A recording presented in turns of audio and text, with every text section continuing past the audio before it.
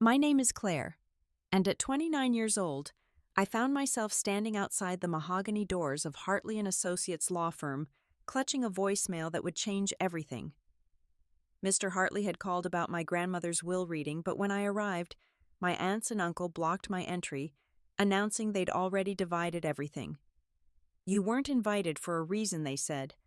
The rejection cut deep, but what happened next would shake our entire family to its core. Before I share what unfolded inside that room, I'd love to know where you're listening from today. If stories about family drama and unexpected justice resonate with you, please consider subscribing and hitting that like button. Now let me tell you how my grandmother's final wishes exposed 30 years of carefully hidden family secrets. Growing up as the charity case in the Henderson family meant learning early that love came with conditions, and I apparently never met them. My father, Robert, my grandmother's youngest son, died in a car accident when I was just 3 years old.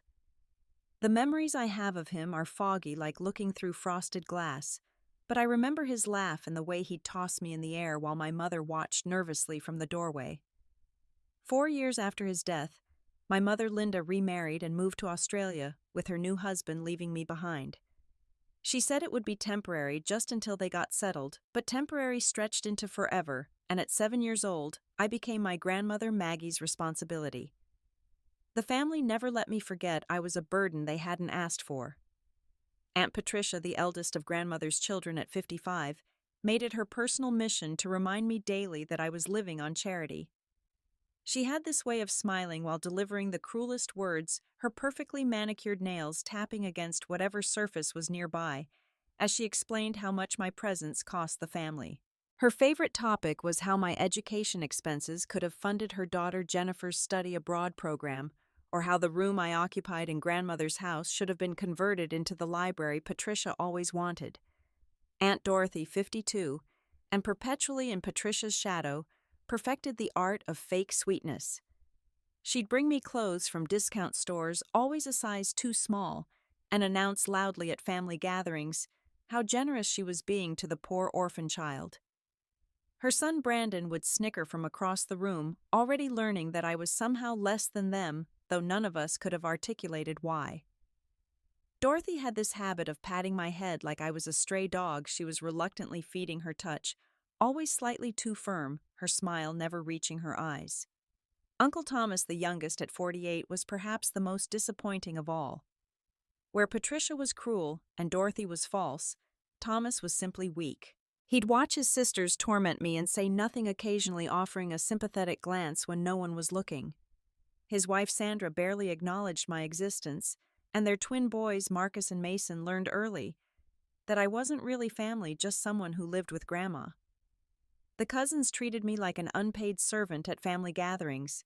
Jennifer, Patricia's daughter, and 3 years older than me, would accidentally spill things near me knowing I'd be expected to clean them up. Brandon, Dorothy's son, and a year younger than me, made a game of hiding my belongings when we visited, then watching me search frantically while the adults blamed me for being careless. The twins, though younger, quickly learned that excluding me from their games earned them praise from their parents. I'll never forget my 16th birthday, the day that crystallized exactly where I stood in the family hierarchy. Grandmother had been planning something special. She'd hinted at it for weeks, that sparkle in her gray eyes that meant she was up to something. That morning she made my favorite breakfast, blueberry pancakes with real maple syrup, and gave me a pair of pearl earrings that had belonged to her mother. She told me to dress nicely for dinner, that we were having a celebration. What I didn't know was that the family had convinced her to turn my birthday dinner into a surprise party for Patricia's promotion at her law firm. They'd told grandmother it would be more efficient to celebrate both occasions together, that it would save money and time. When we arrived at the restaurant, the private dining room was decorated in Patricia's favorite colors, gold and burgundy. The cake said, "Congratulations, Patricia," in elaborate script. There wasn't a single mention of my birthday anywhere. Grandmother's face went pale when she realized what had happened.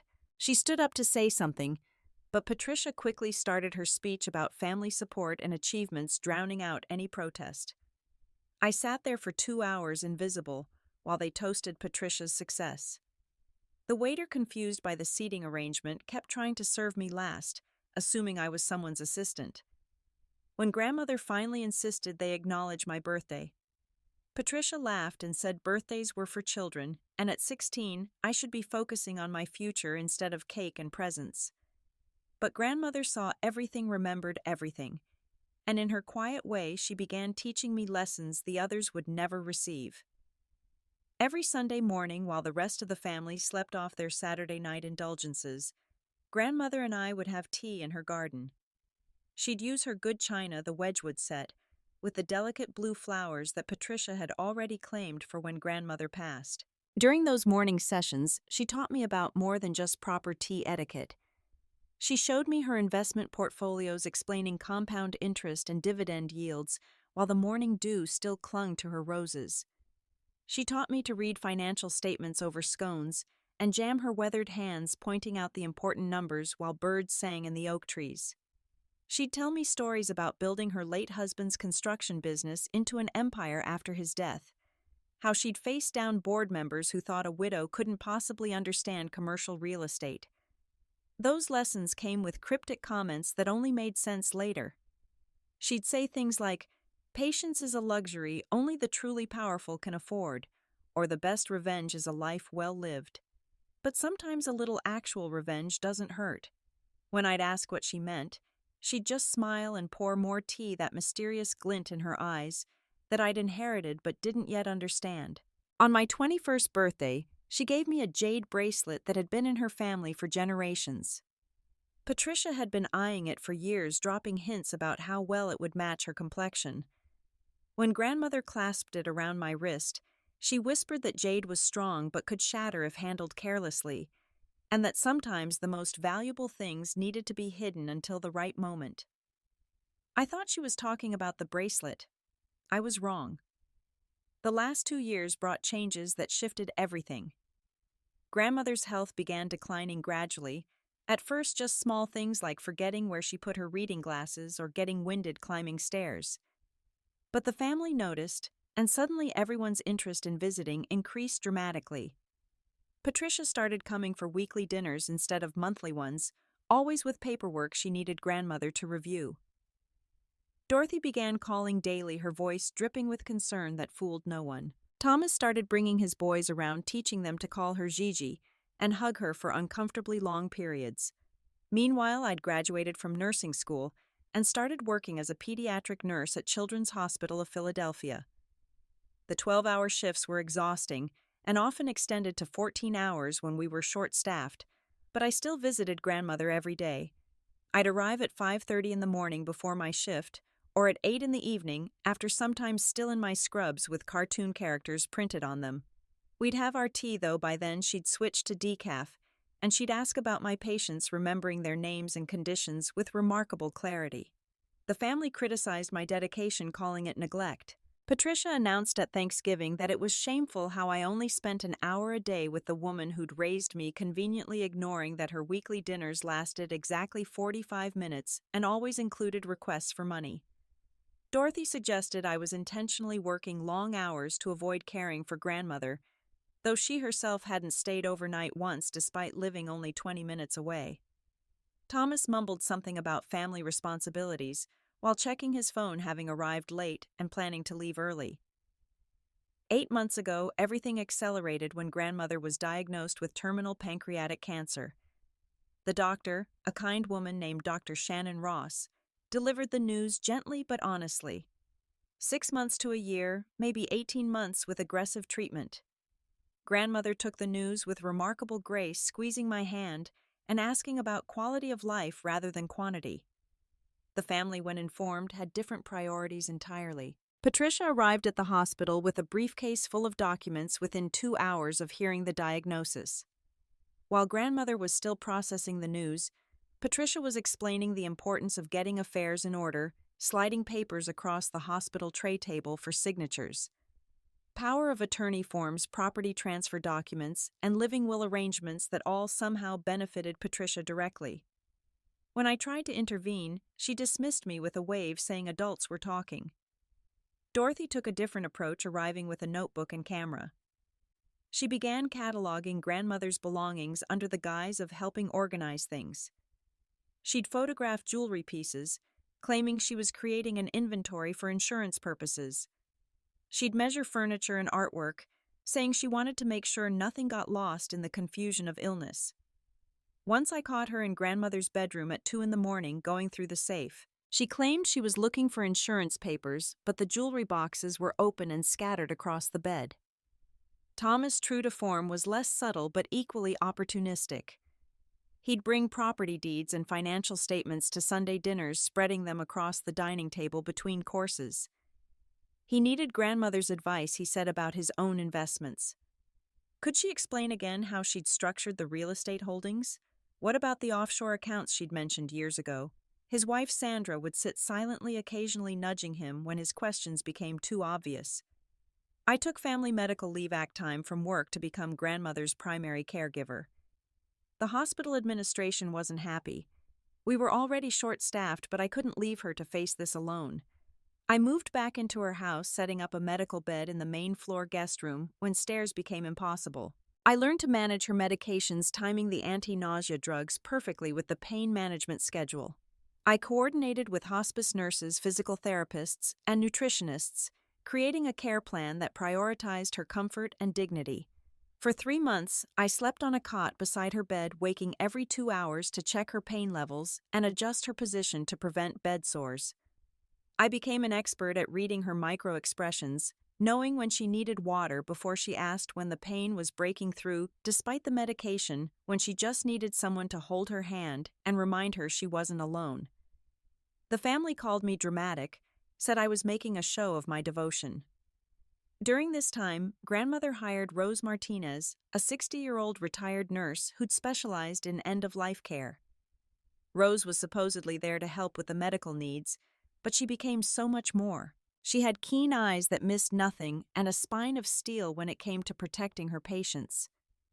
The first time Patricia tried to badger grandmother into signing something during a morphine dose, Rose physically escorted her from the room, threatening to call Adult Protective Services if she tried again. Rose witnessed everything those final months. She saw Dorothy attempting to remove artwork from the walls, claiming grandmother had promised them to her. She watched Thomas pressure grandmother about bank account numbers while she was barely conscious. She observed Jennifer and Brandon treating the house like their personal shopping mall, taking items that caught their fancy. And she documented everything in her professional notes, though none of us knew that at the time. There were mysterious meetings between grandmother and Mr. Hartley during those final months. He'd arrive with his leather briefcase, and they'd spend hours in hushed conversation, papers spread across her bed. When family members tried to join these meetings, Rose would block the doorway, arms crossed, explaining that attorney-client privilege extended to keeping unwanted visitors out. Patricia threatened to sue, but Rose simply smiled and suggested she try. 3 days before grandmother died, she had a remarkably lucid moment. The pain medications sometimes caused confusion, but that morning her eyes were clear and focused. She asked everyone to leave except me, even Rose, though that took some convincing. When we were alone, she held my hand with surprising strength and told me things I'll never forget. She said she knew exactly what everyone was doing, had always known. Every cruel word, every act of greed, every moment they'd made me feel worthless, she'd seen it all. She'd documented it all. She told me about protecting what matters, about how sometimes the best protection looks like vulnerability. She said a storm was coming, but I shouldn't be afraid of the rain. Then she gave me a sealed envelope, thick and heavy, with my name written in her shaking handwriting. She told me to keep it safe and open it only when I understood what she meant about the storm. Her final words to me were about truth, how it always surfaces eventually like oil on water, impossible to keep submerged forever. She died 3 days later, holding my hand as the sunrise painted her bedroom walls gold. The funeral was a performance worthy of an Oscar. Patricia wore a designer black suit that probably cost more than most people's monthly rent, dabbing at dry eyes with a handkerchief that never actually got wet. She took charge of all arrangements, choosing the most expensive casket, the most elaborate flowers, the most prestigious funeral home. She gave a eulogy that painted her as the devoted daughter who'd sacrificed everything for her mother's care, conveniently editing out the parts where she'd tried to transfer property titles while grandmother was still warm. Dorothy sobbed dramatically throughout the service, requiring Brandon to support her as she walked, though I'd seen her practically sprint to her car in the parking lot moments before the service started. She'd insisted on an open casket, then made a show of placing a rose inside, whispering loud enough for everyone to hear about how she'd never forget their special bond. The rose was plastic, I noticed, probably because real ones would have cost more. Thomas stood in the back, uncomfortable in his ill-fitting suit, checking his phone throughout the service. His eulogy was brief and generic, clearly Googled that morning. He mentioned grandmother's strength and wisdom, her dedication to family, while avoiding eye contact with everyone. His boys fidgeted beside him, asking repeatedly when they could leave, while Sandra scrolled through her phone, already planning the renovation of whichever property they expected to inherit. They seated me in the third row behind cousins I'd never met, and business associates who'd known grandmother for mere months. When I tried to move forward, Patricia's hand on my shoulder stopped me, her manicured nails digging in slightly as she whispered that immediate family sat in the front. Jennifer smirked from her front row seat, already wearing grandmother's diamond brooch that had mysteriously disappeared from the jewelry box the day before. During the reception, I overheard them discussing the division of assets. They weren't even trying to be discreet, huddled in the corner with plates of expensive catered food, planning who would get which property, which investment accounts, which pieces of art. Thomas mentioned meeting with the lawyer next week to finalize everything. Dorothy was already planning to list grandmother's house, had even contacted a realtor. Patricia was deciding which of grandmother's rings would look best with her complexion. 3 weeks passed after the funeral in a blur of grief and exhaustion. I'd returned to work, throwing myself into caring for my young patients, finding comfort in their resilience and hope. I'd moved back to the small apartment I shared with my friend Sarah, unable to stay in grandmother's empty house with all its memories. I was slowly learning to navigate a world without her wisdom, her strength, her quiet presence. Then came the voicemail that changed everything. It was 6 a.m. on a Tuesday when my phone rang. I was getting ready for work, still half asleep, and let it go to voicemail. Mr. Jonathan Hartley's gravelly voice filled my apartment as I played the message. He requested my presence at his office at 2 that afternoon for the reading of my grandmother Margaret Henderson's last will and testament. He emphasized that my attendance was crucial and legally required. I spent the morning shift distracted, unable to focus fully on my patients, though I tried my best. My supervisor noticed and offered to let me leave early, and I gratefully accepted. I went home to change into the only suit I owned, a simple navy blue outfit I'd bought for nursing school graduation. Sarah offered to come with me for support, but I wanted to face this alone, whatever this was. I arrived at the law offices of Hartley & Associates at 1:45, 15 minutes early, as grandmother had taught me. The building was one of those converted Victorian mansions in the historic district, all dark wood and stained glass windows. The receptionist, a young woman named Emma, whom I'd met during grandmother's meetings, gave me a sympathetic look that confused me. She started to say something, then stopped, gesturing toward the conference room instead. As I approached the heavy wooden doors, I heard voices inside, laughter even. I knocked and pushed the door open, and the scene that greeted me made my stomach drop. The entire family was there, had been there since 11 that morning, according to the coffee cups and lunch remnants scattered across the long mahogany table. Patricia sat at the head like she owned the place, papers spread before her. Dorothy was examining what looked like property photos on her tablet. Thomas was signing something while Jennifer and Brandon compared something on their phones. Patricia looked up when I entered, and her expression shifted from satisfaction to annoyance in an instant. She stood slowly, deliberately, her heels clicking against the hardwood floor as she moved to block my path. Her smile was all teeth and no warmth as she spoke the words that would echo in my mind for months to come. We already divided everything, she announced, her voice carrying that particular tone of condescension she'd perfected over the years. The will reading started at 11, and we've spent the last 3 hours going through grandmother's assets. She paused, savoring the moment, then delivered the killing blow. You weren't invited for a reason, Claire. The family, the real family, needed to handle these matters privately. Dorothy stood then moving to Patricia's side in a show of solidarity. She put on her fake sympathy face, the one she used when delivering bad news that secretly delighted her. "Oh, honey," she cooed. "We didn't want to upset you more than necessary. Mother left you some personal items, of course, just sentimental things. Patricia will make sure you get them eventually. But the real assets, the properties and investments, well, those need to stay in the immediate family. You understand." Jennifer laughed, then actually laughed, the sound sharp and cruel in the formal space. She didn't even try to hide her delight as she added her own twist of the knife. "Did you really think you'd inherit something significant? You're not even really family, just the charity case," Grandmother felt obligated to raise. "The real grandchildren, the ones with actual Henderson blood, are the ones who matter here." Brandon joined in, emboldened by his cousin's cruelty. He leaned back in his leather chair, feet up on the conference table like he owned it already. "The gold-digging orphan thought she'd hit the jackpot," he announced to the room. "All those years of playing nurse, pretending to care, and for what? A few photo albums, and maybe some old clothes."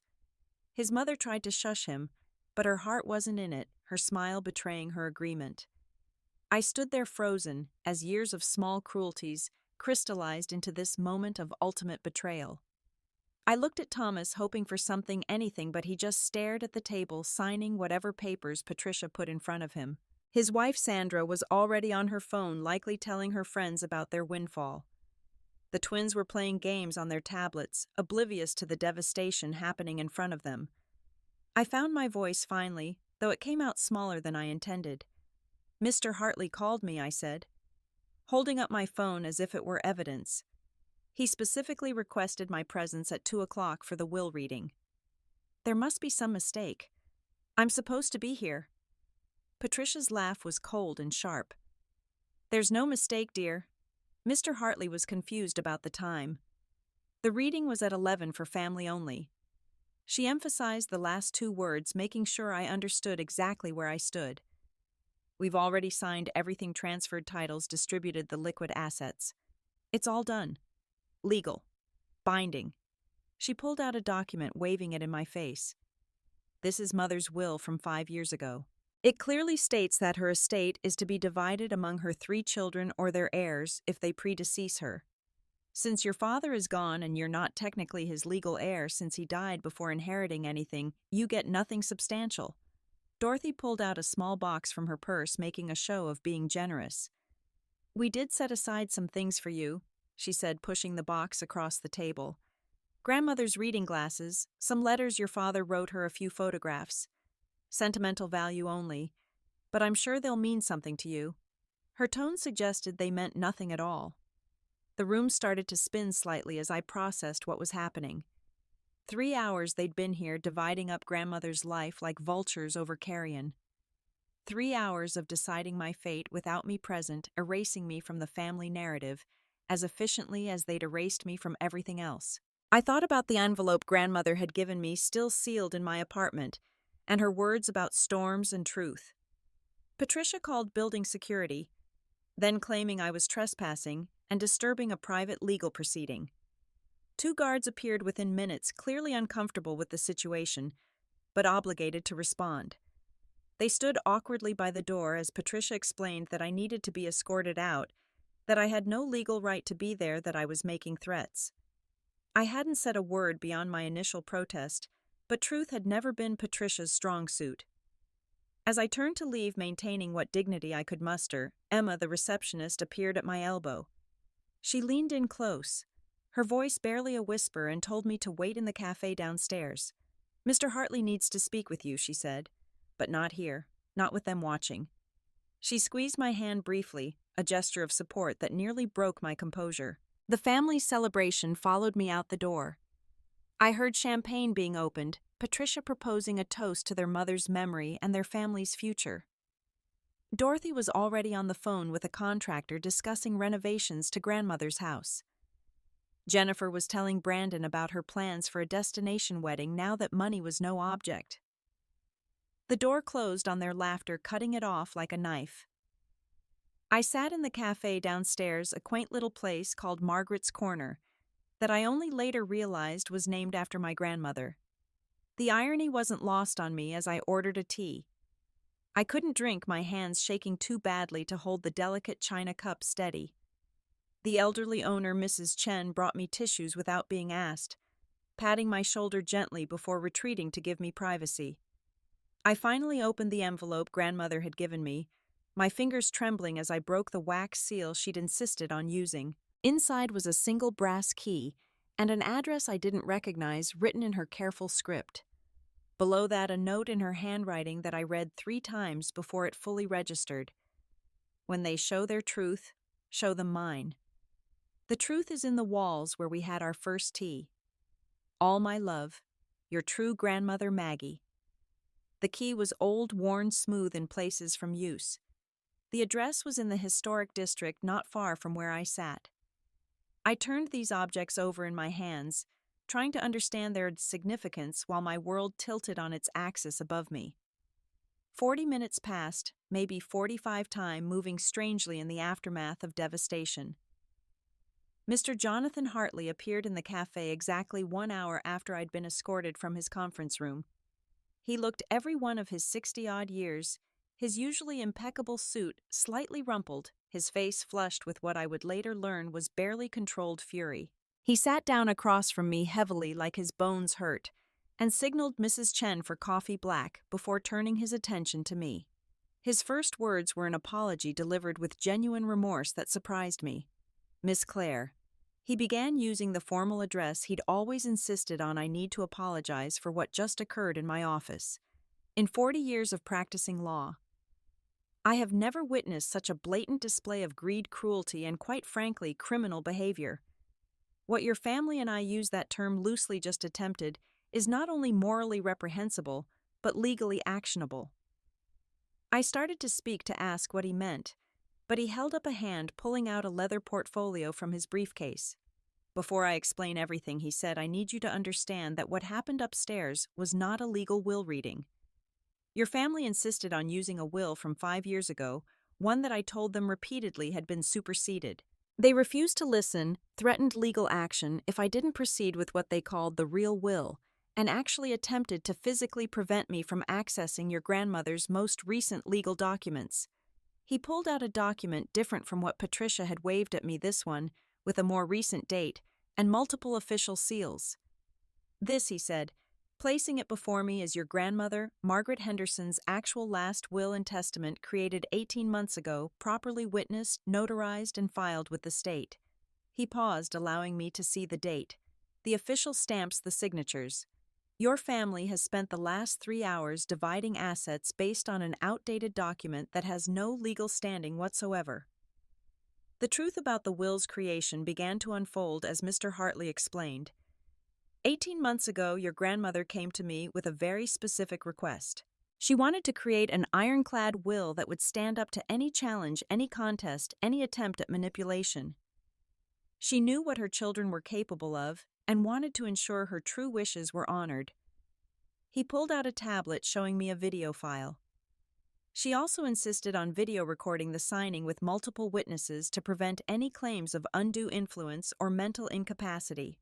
In the video, grandmother sat in this very office looking frail but alert, her eyes sharp and clear. Rose Martinez sat beside her along with Emma from reception. Grandmother spoke directly to the camera, her voice stronger than it had been in her final months. I, Margaret Elizabeth Henderson, being of sound mind and body, do hereby declare this to be my last will and testament, superseding all previous wills and codicils. She then looked directly at the camera and said something that made my breath catch. Everything I have built, everything I have saved, everything I am leaving behind, goes to the only person who ever loved me without condition or expectation, my granddaughter, Claire Elizabeth Henderson. Mr. Hartley paused the video, letting the words sink in. The will is completely legal and binding, he continued. Your grandmother left you everything. 3 residential properties valued at approximately $4.2 million, an investment portfolio currently worth $2.8 million, her shares in Henderson Construction and Development, valued at roughly $5 million, and all personal items including jewelry, art, and family heirlooms. There are also several offshore accounts she established years ago, completely legal and properly declared. containing another 1.5 million. I couldn't speak, couldn't process the numbers he was saying. But my family. I started, and he interrupted with a raised hand. Your family has no legal claim to anything beyond a few specific items your grandmother designated for each of them. Patricia gets a set of pewter candlesticks she always admired, worth about $50. Dorothy receives a cookbook she gave your grandmother for Christmas 20 years ago that was never opened. Thomas gets his father's cufflinks, which your grandmother noted he'd tried to steal twice during her illness. The deliberate insult of these bequests wasn't lost on me. Grandmother had carefully chosen items that would make clear exactly what she thought of each of them.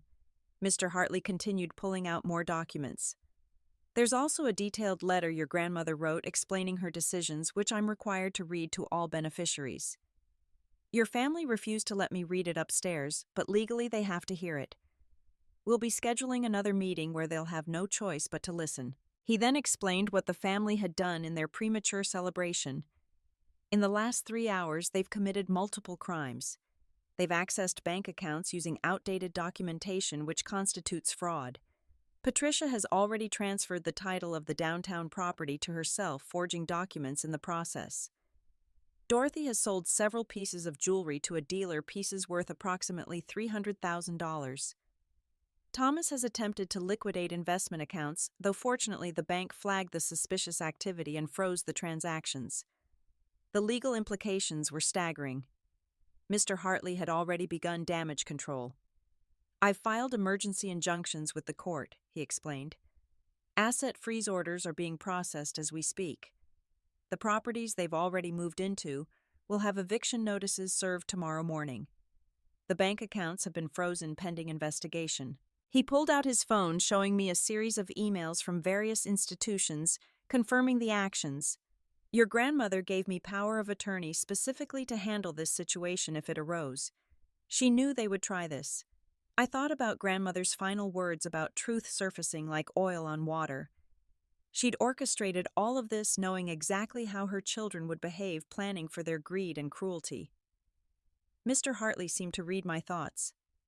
Your grandmother was brilliant, he said with genuine admiration. She let them reveal themselves, documented everything, and ensured you would be protected.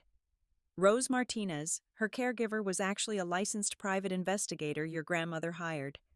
She has recordings of their attempts at coercion, photos of them removing items from the house, documentation of elder abuse that occurred over the last several months. The scope of grandmother's planning was breathtaking. She'd spent years preparing for this moment, gathering evidence, documenting behavior, building a case that would be unassailable. Mr. Hartley pulled out folder after folder of evidence.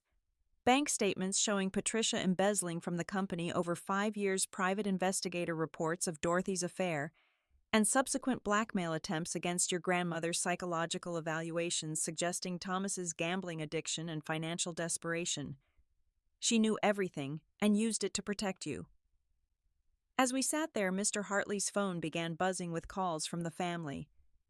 Patricia's name appeared first, then Dorothy, then Thomas, all calling frantically as their premature celebrations turned to ash.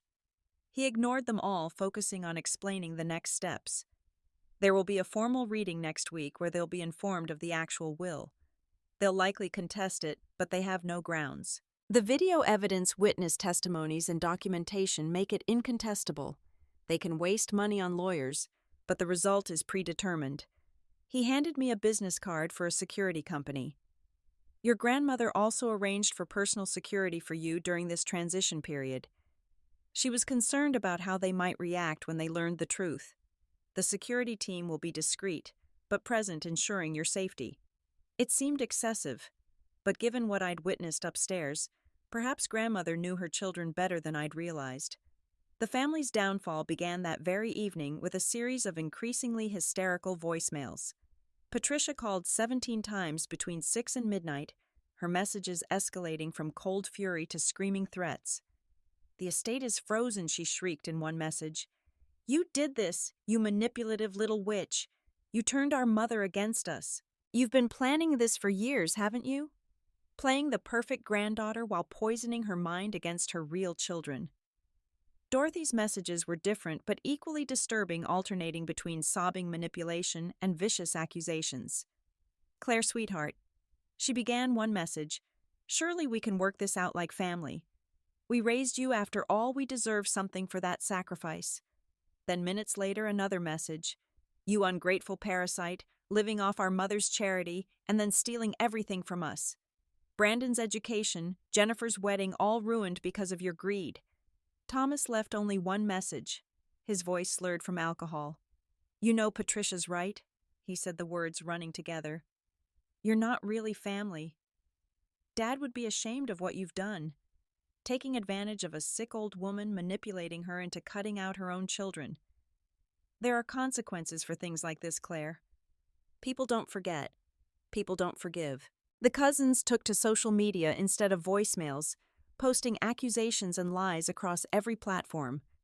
Jennifer created a hashtag Justice for True Family, sharing old family photos with me, cropped out, and long posts about elder abuse and manipulation.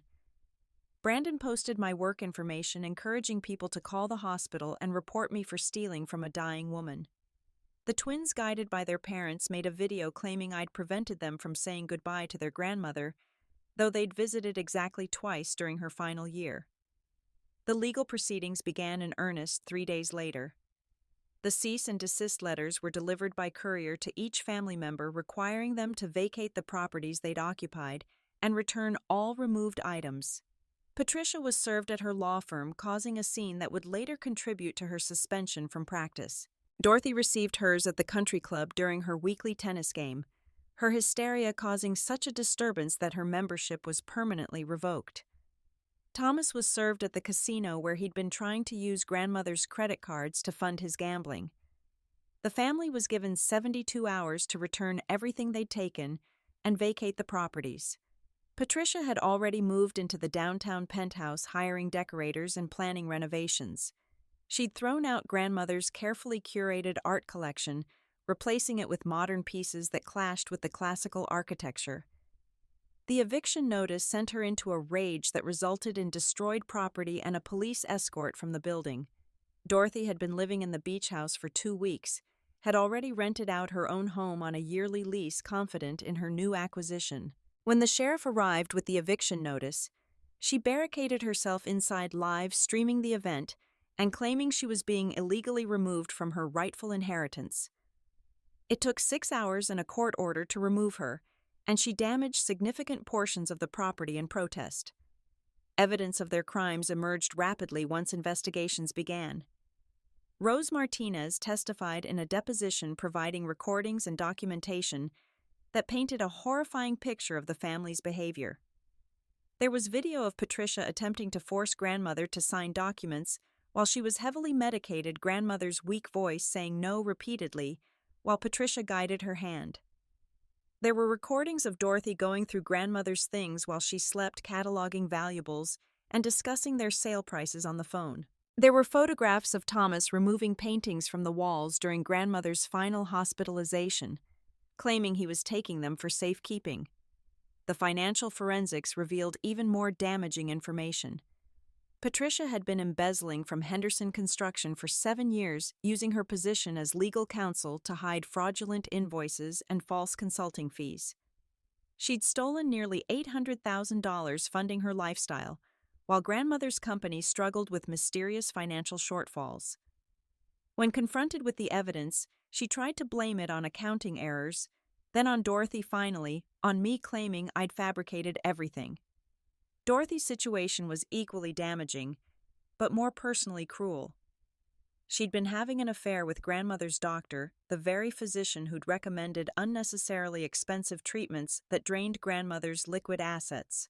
When grandmother discovered the relationship, Dorothy had threatened to go public with manufactured claims of elder abuse unless grandmother agreed to leave her the majority of the estate.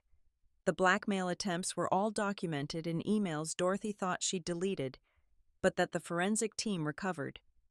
Thomas's gambling addiction had reached catastrophic proportions. He owed $300,000 to various creditors, some of them the type who don't accept bankruptcy as payment. He'd been stealing from grandmother for years small amounts he thought wouldn't be noticed, checks forged for cash jewelry pawned, and reported as lost. His wife Sandra had been complicit, helping him cover his tracks while maintaining their facade of middle-class respectability. The emergency family meeting was called by Patricia 2 weeks after the initial confrontation held at Thomas's house, since Patricia was no longer welcome at her country club, and Dorothy's home was being prepared for sale to pay back creditors. I attended with Mr. Hartley and a discreet security guard, prepared for anything but still shocked by what occurred. The house was in chaos when we arrived. Patricia pacing the living room like a caged animal, her usually perfect appearance disheveled and wild. Dorothy sat on the couch sobbing into tissues, while her husband Mark stood in the corner, having returned from a business trip to find his life destroyed. Thomas was drunk despite it being 10 in the morning, Sandra beside him, with divorce papers she'd place on the table periodically as a threat. The cousins were there too, Jennifer's designer clothes replaced with off-the-rack alternatives, Brandon's confident swagger diminished to sullen silence. Patricia started the moment I walked in, launching into a tirade about family loyalty and betrayal. "You've destroyed us," she screamed, her professional composure completely shattered. 30 years of building our lives, our careers, our futures, and you've demolished it all out of spite. My firm is conducting an investigation. Dorothy's husband is leaving her. Thomas is being investigated by the IRS. Are you satisfied? Is this what you wanted? Before I could respond, Mr. Hartley stepped forward, his voice cutting through her hysteria. "Mrs. Patterson," he used her married name deliberately, "your current situations are the direct result of your own criminal actions, not anything Miss Henderson has done. Embezzlement, fraud, blackmail, elder abuse. These are choices you made. The consequences you're facing are entirely self-inflicted." Patricia turned on him then, but he pulled out a tablet and began playing the recordings Rose had made. The room fell silent as grandmother's voice filled the space, weak but clear, begging Patricia to stop pressuring her to let her rest, to please just love her without conditions. Then Dorothy's voice, cold and calculating, discussing how much she could get for grandmother's engagement ring once the old woman finally died. Then Thomas asking grandmother for money while she was barely conscious, going through her purse when she didn't respond. Jennifer broke first, sobbing about her wedding, how she'd already put deposits down, invited hundreds of guests, bought a dress worth more than most people's cars. "It's not fair," she wailed. "Grandmother promised to take care of us. We're her blood, her legacy. She pointing at me is nothing. Nobody. Our parents took pity on her, and this is how she repays us." Brandon stood up, then his face red with rage. "You want to destroy us, fine," he said, stepping toward me. "But you'll regret this. People like you don't get to win. People like you don't get to take what belongs to us." His threat was clear, and the security guard shifted slightly, ready to intervene. Mr. Hartley calmly informed him that any threat or action against me would result in immediate criminal charges and a restraining order. Thomas finally spoke, his words slurred but painful. "You were supposed to be grateful," he said, not even looking at me. "We gave you a home, a family, a name. And you took everything. Dad would hate what you've become, using grandmother's death to hurt us." That hit harder than anything else, the invocation of my father, until Mr. Hartley pulled out another document. "This is a letter your father wrote to your grandmother when Claire was born," he said, handing it to me. "Your grandmother saved it, wanted you to have it when the time was right." I read it aloud, my father's words reaching across decades. "Mom," he wrote, "if anything ever happens to me, please take care of my little girl. My siblings have shown their true colors too many times, and I fear what they might do to her without protection. She's precious, Mom, pure and loving in a way our family has forgotten how to be. Promise me you'll protect her from them. Promise me you'll give her the love they're incapable of understanding." The room went completely silent. Even Patricia had stopped pacing, staring at the letter in my hands. Thomas sank into his chair, the fight leaving him entirely. Dorothy's sobs became quieter, more genuine. For a moment, just a moment, I saw them realize what they'd lost, not money or property, but the chance to be the family my father had hoped they might become. Mr. Hartley presented them with settlement documents then. "Your grandmother, despite everything, didn't want you to be destroyed," he said to them. She's authorized Miss Henderson to offer you each a one-time payment of $50,000, enough to start over, find new homes, pay immediate debts. In exchange, you sign these documents, acknowledging you have no claim to the estate, agreeing to complete estrangement, and returning all items taken from the properties." Patricia laughed bitterly. $50,000. I spend that on a handbag. You're offering us crumbs from our own mother's table. But even as she protested, I could see her calculating, realizing it was better than the nothing she'd get, otherwise better than facing criminal charges that would destroy what was left of her career. Dorothy agreed first, her husband Mark pushing the papers toward her with undisguised disgust. She signed with shaking hands, understanding that this was her only chance to salvage anything from the wreckage of her schemes. Thomas signed next, Sandra having already filed for divorce, and threatening to testify about his theft if he didn't cooperate. The cousins signed reluctantly, their parents forcing them to accept reality. Patricia held out the longest, trying to negotiate, to threaten to manipulate one last time. But when Mr. Hartley began detailing the criminal charges she'd faced, the evidence against her, the certain destruction of her legal career and possible jail time, she finally broke. She signed the papers with tears streaming down her face. Whether from rage or genuine grief, I'll never know. As they prepared to leave, Patricia turned back one last time. "I hope you're happy," she said, her voice hollow. "You've won. You've taken everything and left us with nothing. You've destroyed your family for money." But I looked at her, really looked at her, and felt only pity. "I didn't destroy anything," I said quietly. "You did that yourselves long before grandmother died. I just refused to let you destroy me too."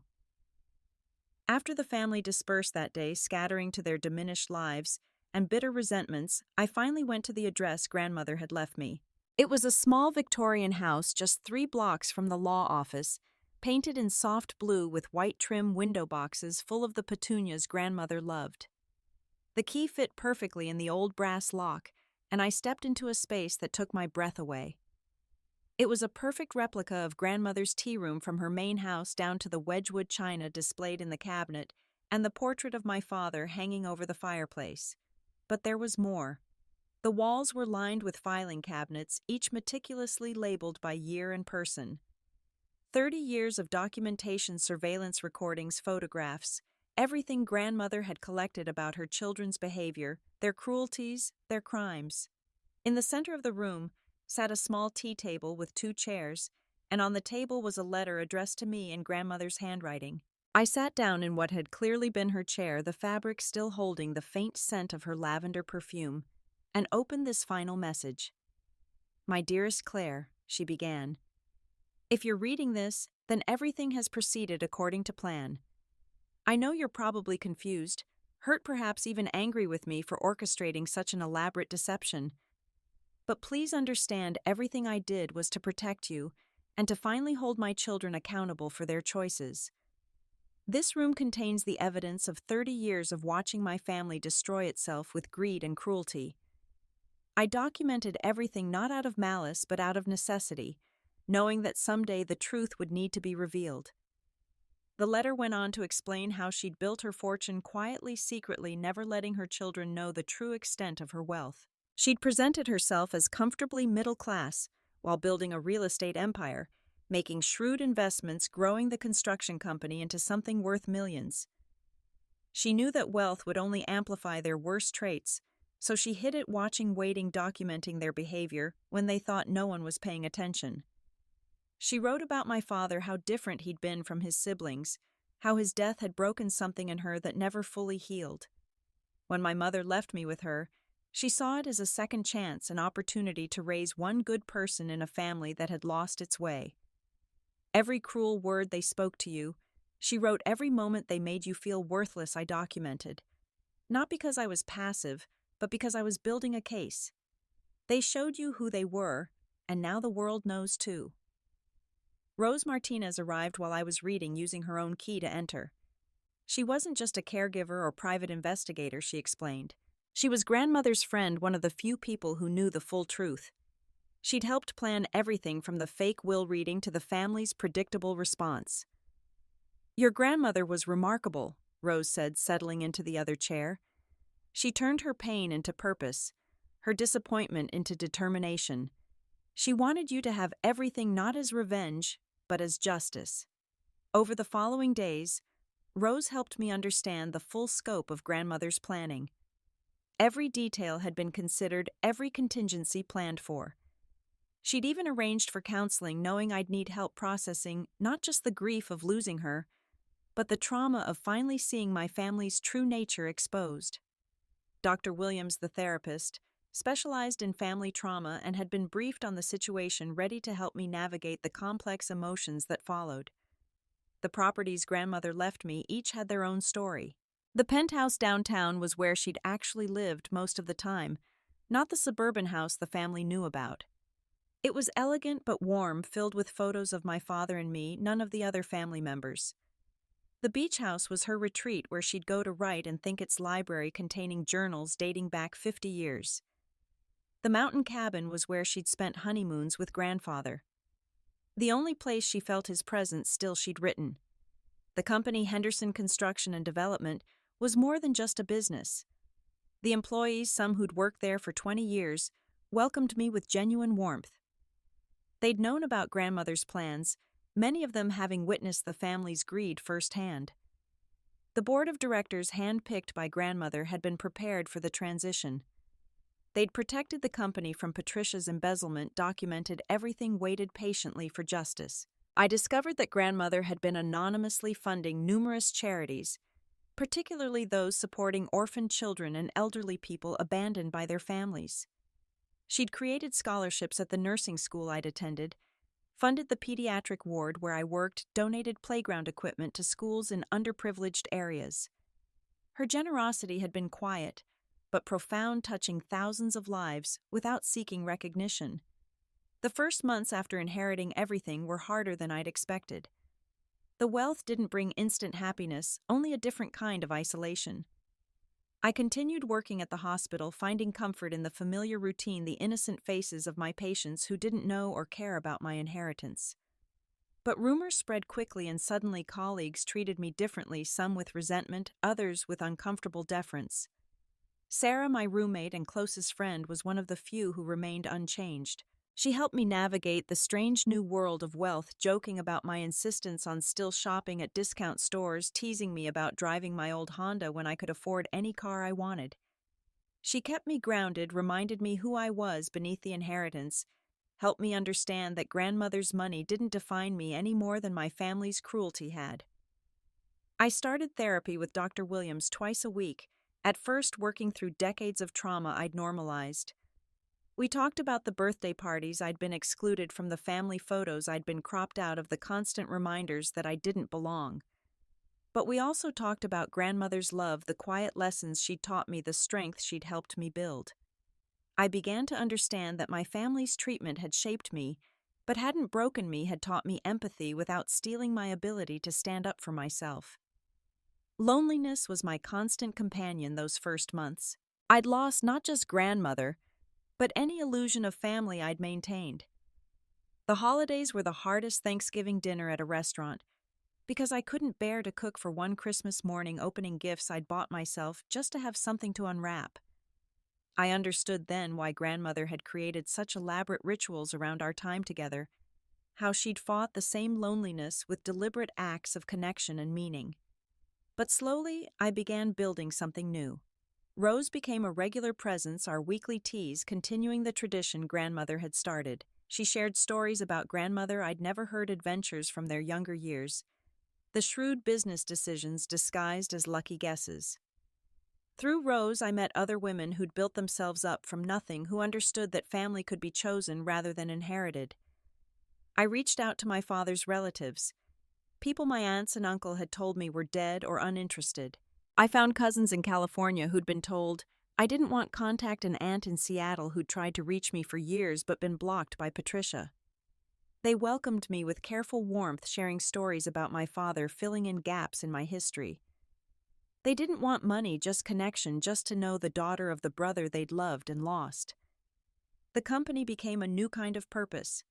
I implemented grandmother's vision for employee ownership, giving workers shares in the company they'd helped build. I expanded the family leave policies created on site childcare, established emergency funds for employees facing hardship. The construction sites that had once built luxury homes for the wealthy began including affordable housing projects, something grandmother had apparently always wanted but never quite managed. 6 months after the inheritance, I created the Margaret Henderson Foundation for Abandoned Children. It wasn't just about money, but about creating the kind of support system I'd needed growing up. Mentorship programs for children being raised by grandparents, counseling services for those dealing with family rejection, educational scholarships for those who'd been told they'd never amount to anything. The foundation became my way of transforming pain into purpose, just as grandmother had taught me. I met Marcus at the hospital, a fellow pediatric nurse who'd started 3 months after the inheritance drama. He didn't know about my money when we first connected over a difficult case, a little girl whose parents had abandoned her at the emergency room. We worked through the night to comfort her, and afterward, sharing exhausted coffee in the break room, he made me laugh for the first time in months. He asked me out without knowing about the inheritance, liked me for who I was in scrubs covered in crayon marks from young patients. Dating while wealthy proved complicated. When Marcus eventually learned about my situation, he nearly ended things, intimidated not by the money, but by the fear that he'd be seen as opportunistic. It took weeks to convince him that I needed him to see me as Claire the nurse, not Claire the heiress. He was the first person besides Sarah to call me out when wealth made me thoughtless, to remind me that money solved problems but didn't solve everything. A year after grandmother's death, I was finally ready to go through her personal belongings properly. In her desk, I found letters she'd written, but never sent one to each of her children for every year of their lives. They started loving and hopeful, but grew increasingly sad as she documented their transformation from children she'd loved into adults she couldn't recognize. The final letters, written just before her diagnosis, were apologies, not for the inheritance decision, but for whatever she'd done to raise children capable of such cruelty. There was also a letter to me for each year since my father died. Birthday cards. Never sent Christmas wishes, never delivered. She'd been afraid, she wrote, that showing me too much favor would make their treatment worse. But she'd loved me from the moment I'd arrived, seeing in me the best parts of my father and the strength she'd wished she'd given her other children. Every achievement I'd earned, from kindergarten graduation to nursing school, she'd celebrated privately, these letters her way of marking moments she couldn't publicly acknowledge. I decided to visit Patricia one day, 13 months after everything happened. I found her living in a small apartment in New Jersey, working as a paralegal at a firm that didn't know about her past. She'd aged 10 years in one, her designer clothes replaced with department store suits, her confident swagger diminished to careful navigation of a world that no longer bent to her will. When she saw me at her door, her face cycled through surprise, anger, and finally exhaustion. We didn't speak, just stood there looking at each other, two women shaped by the same household in completely different ways.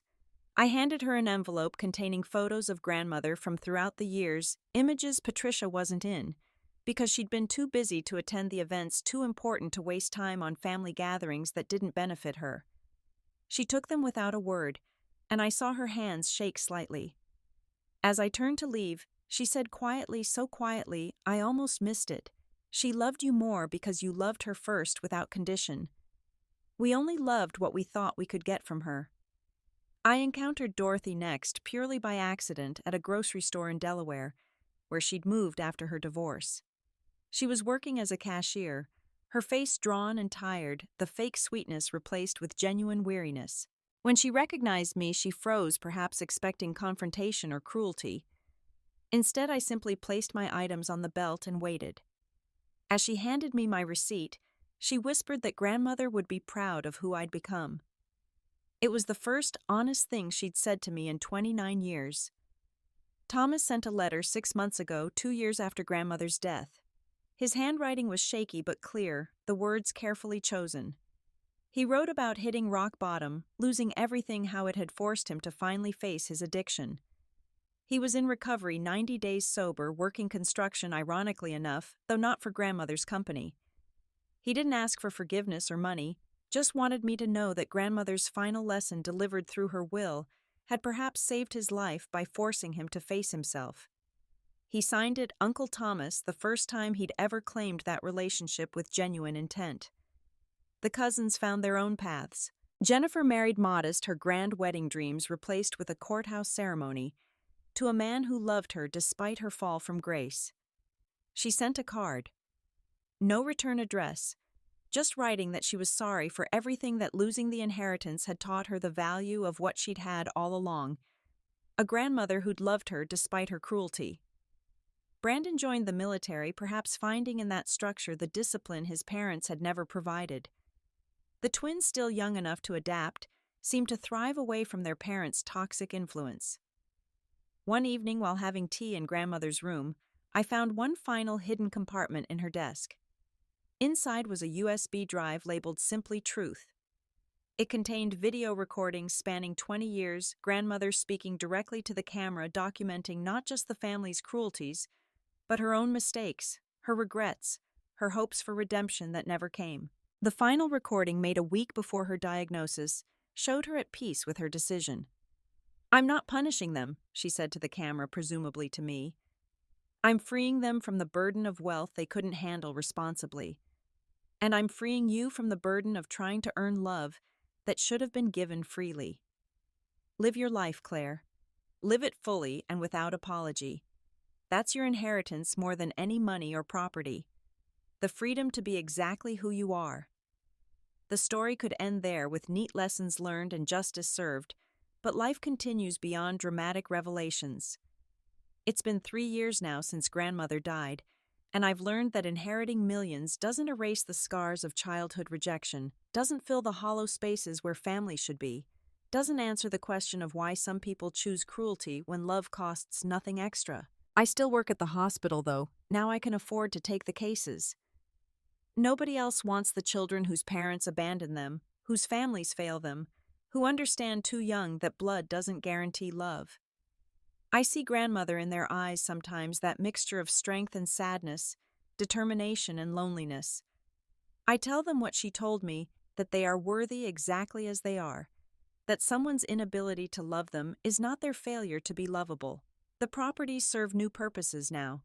The penthouse hosts monthly dinners for nurses, creating the sense of community that sustained me through the hardest times.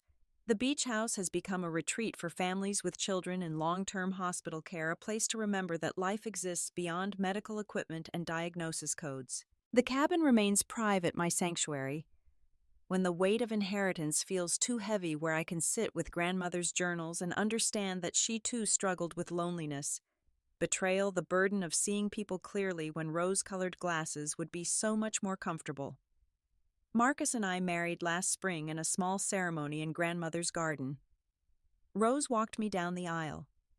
Sarah stood as my witness, and the family section was filled with chosen relatives, colleagues who'd become sisters, patients who'd grown up and returned to show me their own children. My biological family wasn't invited, not from cruelty, but from acceptance that their absence was more honest than their presence would have been. The photographer captured joy that was real, connections that were chosen, love that was earned through presence rather than demanded through blood. We're expecting our first child now. A daughter we'll name Margaret Rose, after the 2 women who taught me that family is defined by action, not relation. I think about what I'll tell her about family, about the grandmother she'll never meet, about the aunts and uncle and cousins she'll never know. I'll tell her the truth age-appropriately, but honestly, that sometimes families fail, but that failure isn't hereditary unless we choose to pass it on. The foundation has grown beyond my wildest dreams, helping thousands of children who understand too well that family can be the source of the deepest wounds. We don't just provide money, but mentorship, therapy, the radical acceptance that every child deserves, but not every child receives. The board includes former foster children who built successful lives, grandparents raising grandchildren, chosen families who prove daily that love doesn't require shared DNA. I've learned to recognize grandmother's lessons everywhere now, in the way Rose tends her garden, patient and persistent, knowing that growth takes time, in how Dr. Williams helped me understand that healing isn't about forgetting, but about integrating, making peace with the past without letting it define the future. in Marcus's steady presence, showing me that love doesn't have to be earned through suffering, that it can simply exist freely given and received. Sometimes I dream about the family we could have been if greed hadn't poisoned the well, if jealousy hadn't curdled love into resentment. I imagine holidays with laughter that isn't forced support, that isn't conditional connections that don't require legal documents to maintain. But then I wake to the family I've built, chosen with intention, maintained with effort, and I understand that grandmother's greatest gift wasn't the money, but the freedom to build something better from the ashes of what should have been. Recently, I received word that Patricia had been diagnosed with cancer, the same type that took grandmother. Despite everything, or perhaps because of everything, I arranged for her treatment at the best facility in the country, anonymously, of course.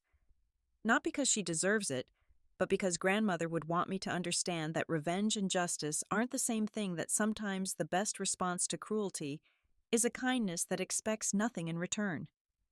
Patricia will never know who paid for her treatment, but she'll live, and perhaps that's enough. Dorothy reached out through Rose, asking if she could see a photo of my daughter when she's born. I sent her an ultrasound image, nothing more, but received back a knitted blanket, handmade with tiny stitches and obvious care. There was no note, no request for more contact, just the blanket and the understanding that some bridges once burned can never be rebuilt, but perhaps their ashes can nurture something new.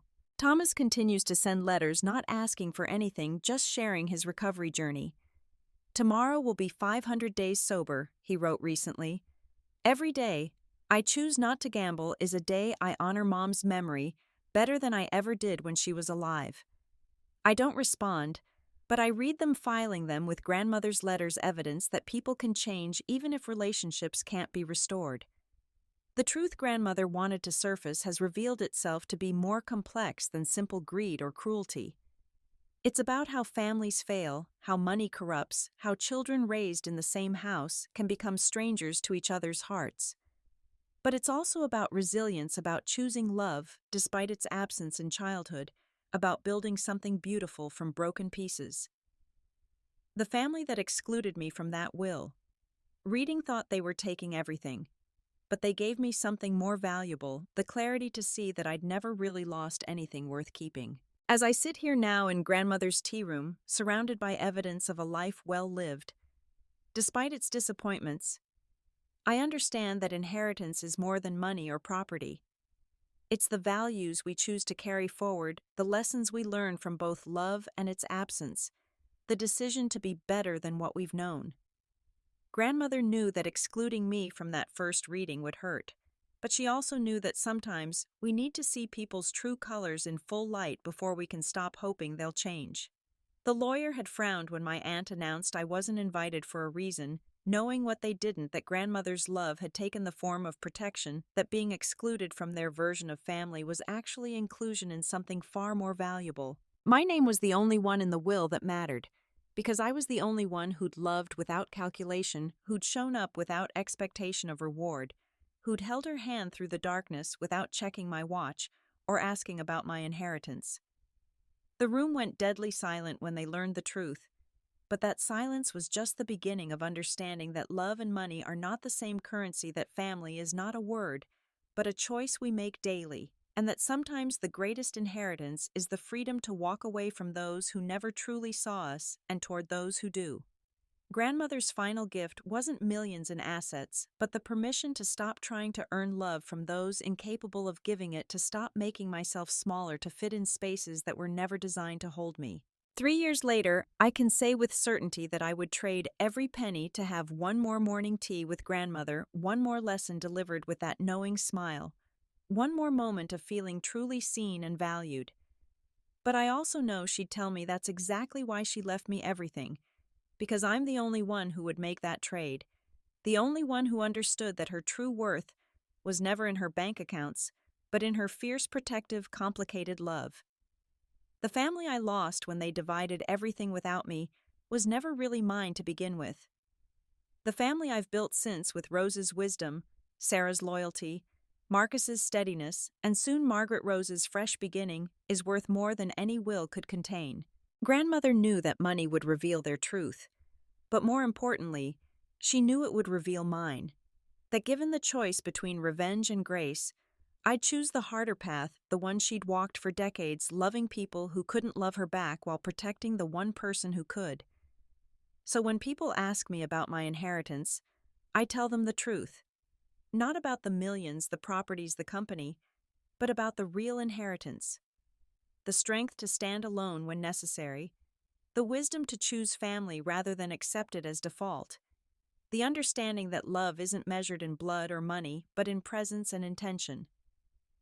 My grandmother left me everything, not because I was her favorite, but because I was the only one who understood that everything meant more than anyone else could possibly imagine. What would you have done in my situation? Would you have taken the high road as I tried to do, or would the temptation for revenge have been too strong? Have you ever had to cut toxic family from your life to protect your peace? I'd love to hear your thoughts and experiences in the comments below. If this story resonated with you, please consider giving it a like and subscribing to hear more stories about family justice and the complicated nature of inheritance. Share this with someone who needs to hear that chosen family can be more powerful than blood relations. Thank you for listening to my story, and remember that your worth is not determined by how others treat you, but by how you choose to treat yourself and those who truly deserve your love.